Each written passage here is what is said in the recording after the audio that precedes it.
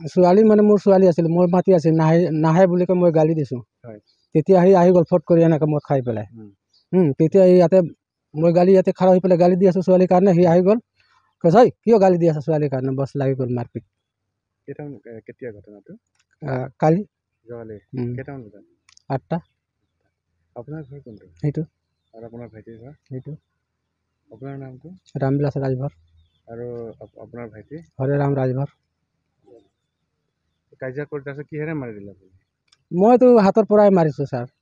ইও লাঠি লোৱা নাই, ময়ো লাঠি লোৱা নাই, হাতৰ পৰাই মাৰিছোঁ।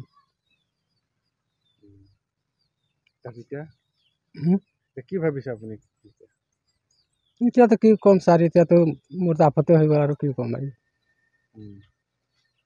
আপোনাৰ কি ভাই বোৱাৰী কিবা প্ৰেগনেণ্ট বোলে? আপোনাৰ ভাই বোৱাৰীটো কি প্ৰেগনেণ্ট নেকি? বুজা নাই ছাৰ কথাটো।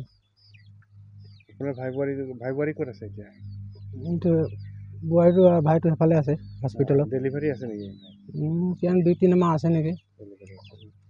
সিহঁতক আৰু ল'ৰা ছোৱালী কেইজন আছিলে? নাই ছাৰ, ল'ৰা ছোৱালীটো নাই। আৰু আপোনাৰ? আমাৰ 3জন, 2টা ছোৱালী 1টা ল'ৰা। এইটো জেগাটোৰ নাম কি হয়? এইটো বৰমাটি খোলা। আপোনাৰ নামটো? ৰামবিলাস ৰাজভৰ।